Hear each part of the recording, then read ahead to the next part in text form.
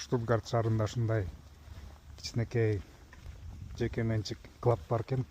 Aero Club. Okay. Is it more ultra light? This is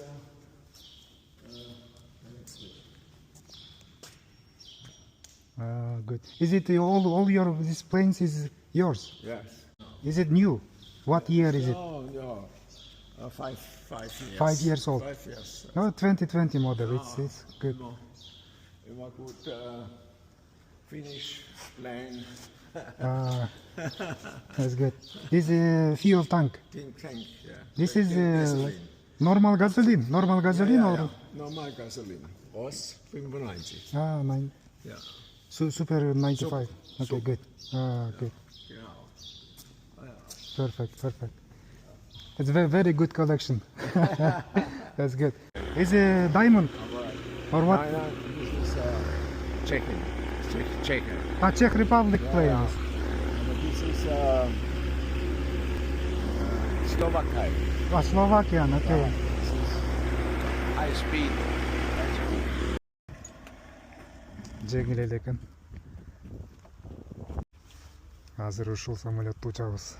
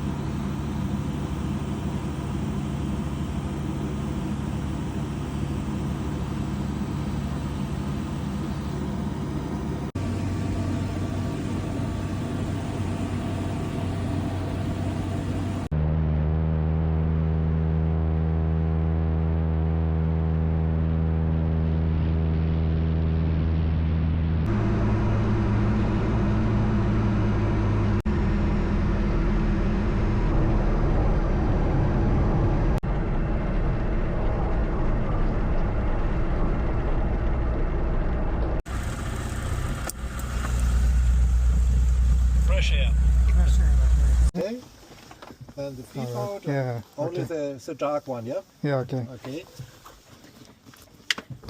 Thank you. Moment. I will take my stuff. Yep. All right, Mr. Patton. Thank you so much for your great Welcome. experience. Have a Thank good you. day. Okay. Bye. Bye bye. Have a nice day. You too. Thank you.